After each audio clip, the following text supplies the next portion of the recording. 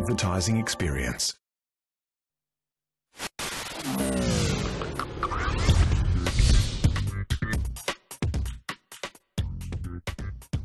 Hello, I'm Ingrid Willinge and welcome to Media Week.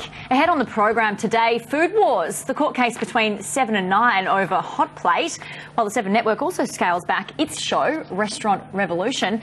Plus, 21st Century Fox tops expectations for fourth quarter earnings.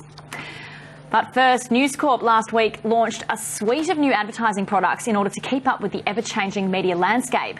At the Come Together 2015 event, heavy hitters such as Westpac CEO Brian Hartzer, Jerry Harvey and Katie Page, and of course, News Corp co-chair Lachlan Murdoch filled the room at Fox Studios to hear just what was on offer. News Corp Australia CEO Julian Clark said the initiatives were all about working together to help build bigger businesses.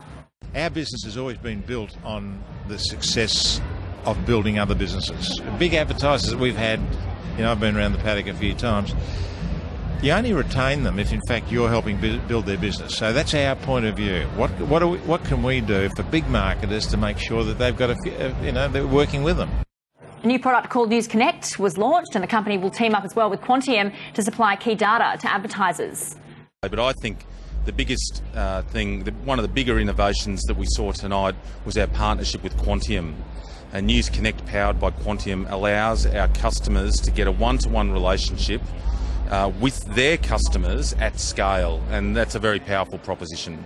And with the rise in real-time bidding and digital publishing, News Corp has created a multi-brand exchange which brings News Corp's publications together with digital assets from sales house MCN. New audiences for us, takes advantages of things like MBX. So the whole concept of a premium programmatic exchange, partnering with our friends at MCN, gives us the opportunity to give our customers access to a digital buy in a premium trusted environment well beyond what they would normally just get from us. News Corp Australia CEO Julian Clark also used the opportunity to tell Sky News Business print is still a priority for its business, despite analysts saying print revenue is declining. We don't believe print's dead at all.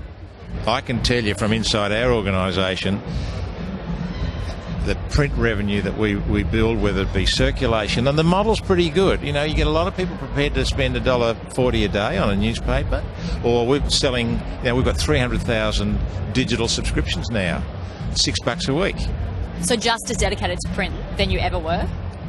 Yes. Well, in fact, journalistically, I would say that print is, it can be an 8 or 11 out of 10 on the Richter scale.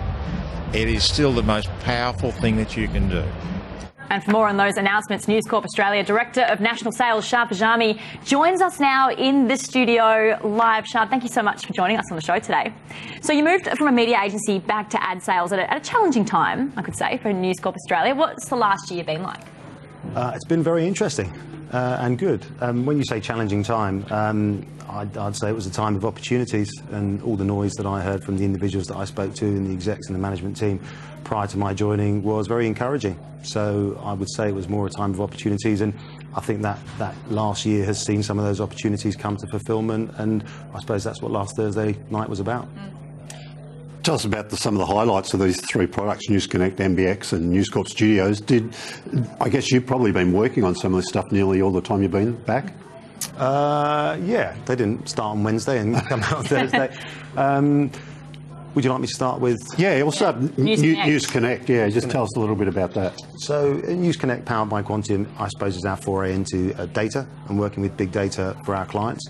It combines the audience and readership data that we have for 7 million individuals with Quantium's 8 million transactional data sets. So we've got a mass pool of the 2 sets of data that allows us to audience segment and target precisely, or certainly more precisely than we were able to before. So I guess it's our way of delivering truer ROI for our customers and our clients, combining what people read and watch with what they buy. And that's in place right now, isn't it? That's been launched already. News Connect currently has off-the-shelf segments that clients are buying, and we're beta testing with the Quantium additions on top of that. Those will start to launch around September for beta tests, and then through before the end of the year be fully live. What's News's sort of store of information about its own customers? Is it pretty good, or is it something they've really focused on lately? Or? We've been using scientific profiling in the last few months to build up our own data set behind News Connect. Quantium just adds to that, obviously, to a huge degree. Yeah, yeah. And tell us a bit about MBX as well, because this is obviously 3 initiatives launched. This was the other one. MBX is an extension of a programmatic strategy that we already have. So I guess now we have an end-to-end programmatic strategy. MBX is the multi-brand exchange. It combines all of the multi-channel networks' digital assets with News Corp's digital assets. It offers premium environments, premium placements, a huge scale of 10.35 million a month, and absolute brand safety. And is that sort of it's a win for you guys, the advertiser, and also for MCN, I guess, because it just gives them a massive scale, because they're already growing pretty big with the 10 deal, and now they're adding all your assets as well. From a digital point of view, MCN's network's extremely strong. It's extremely premium, as is ours, and the combination of the two is, 1 and 1 equals 2.5, hopefully. So yeah, yes. And that programmatic buying, I mean, a lot of people don't quite get it, but is it becoming really important source of revenue, or will it be one eventually? I think when you talk about the scale of eyeballs that people are targeting now through digital, particularly through various other platforms of digital, you need to sometimes be able to do that quickly and at scale and adaptively. So the amount of data between those two sets allows us to do that, and it allows us to do it far more cost effectively for clients. So you've also got News Corp Studios as well. That was the other initiative. What's the reaction been like so far since you've launched these 3? Varies by product. News Corp Studios is extremely important to us. Something that we do on a day-to-day basis is content, and the end-to-end curation, creation, distribution, amplification of content is, I guess, something that we felt pretty confident about our abilities in doing. So why would we not do that more for our clients?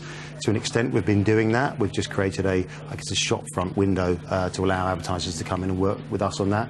It's also got a few unique products within it, such as Storyful, which aggregates and allows us to license and verify user-generated content to couple with branded content for our clients. The reaction has been really positive since Thursday. Phones rang literally from Friday morning and has continued, and all the sales teams are out with the sales activation plan now nationally, taking that to individuals at agencies and clients to explain exactly what it means on a day-to-day basis, but by and large very positive. And you think that'll be incremental income, that News Corp Studio stuff? Do you think many existing advertisers might shift spend from straight advertising into sort of this creating some content? We'd hope that every single product would deliver incremental revenue. I think it's no surprise a lot of advertisers and brands today are spending more and more time and focus and directing their strategy towards content creation. I guess this is our statement of saying we're probably a really good partner to help you do that, given what we do on a day-to-day basis. There was a bit of discussion, obviously, at the Come Together event about the importance of mobile as well. How confident is News about monetising that? Mobile is increasingly important for us. 62% of our digital inventory comes via mobile now, and that number's up 70-odd% year on year. Last year we launched a mobile newsroom in Melbourne, and that blueprint will now roll out across the rest of our company. So it's very much at the heart of what we do, mobile, on a day-to-day basis. We feel that advertising in mobile and the formats are probably something that the industry as a whole needs to address. So we also launched a product that had already kind of started going on the night, News Corp Advertising Lab, which launches and tests new advertising formats on video and mobile. We've got to get that right for our consumers with our content. From those learnings, both locally and globally, with our partners in the US and the UK, we hope to extend those learnings for clients. That let's go back to the dollars again, if you don't mind. The MBX, that seems to go hand in hand with mobile, and that seems maybe out of these 3 the things that will give the bottom line the biggest bump. Do you think?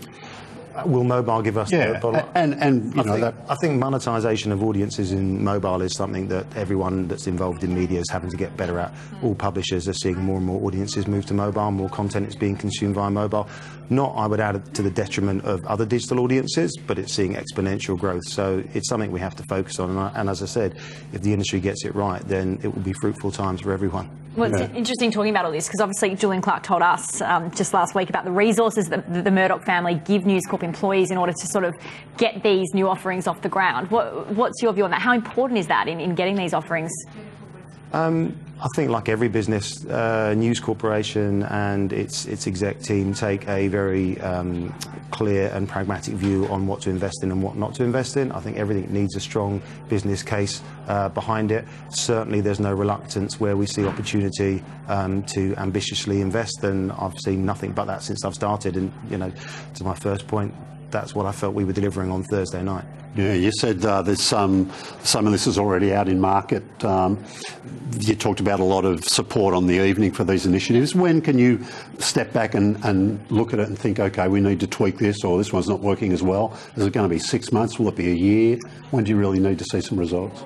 I think, you know, very few business plans survive first contact with clients, you know, in any way, shape or form. So you're constantly iterating. Our team is such a huge commercial team that immediately from Friday morning these discussions were happening in market. And we'll iterate as much or as little as we have to constantly. You know, everything changes all the time. Whatever these products are, they're never, you know, launched and left. They're launched and adapted and changed. We've spoken about the mobile strategy, I guess, and we heard just Julian Clark before telling us about his sort of view on print, which is obviously quite strong. Are you focused on maintaining print spend or actually growing it going forward in 2015? I think we'd want to grow all of our spend avenues wherever we can. Is that realistic, though, to grow print? I think what's realistic is to take a step back and not look at it purely on platform basis. You know, we see ourselves as a content company. We're a media company. Our audiences, by and large, are growing holistically when you put everything together. Our job is to find ways for that audience to commercialise. I think, but on a platform, on print, one of the other things that we talked about on the night was that audience fragmentation. And I think we chose Thursday night as an opportunity to not state our scale, but to state the certainty and the reliability of our audience in print. When, you know, an advertiser wants to target a certain audience, we know that print, for example, on a Sunday is delivering 4.1 million eyeballs across the metro mastheads. So when we can do that, I think that scale still has a role to play, probably more so in a fragmenting market. Shard, a lot of people watching this be interested in your outlook for the rest of the year. What's your gut feel about the market? Brilliant, plus 20. I think you can't really look further than the end of the year, and I think that's the point about the outlook. It's a short. Some people, that's a long way out, isn't it? Some people say it's still very short term. Yeah, it is. It's a very short market. Some people would see it as a challenging market because it's so short. I think what it means is that there's lots of opportunity. There's a lot of questions and queries as to what people should do in this, you know, new audiences that are coming in, fragmenting marketplace. If you've got a plan, if you know what you're doing, it's probably an opportunity. But certainly the market will remain short. People are spending, though? There's still money out there? Absolutely, people are still spending, yes. All right, we'll have to leave it there, but really appreciate you coming on the show, Shard Pajami. Thank you so much. Director of National Sales there at News Corp Australia.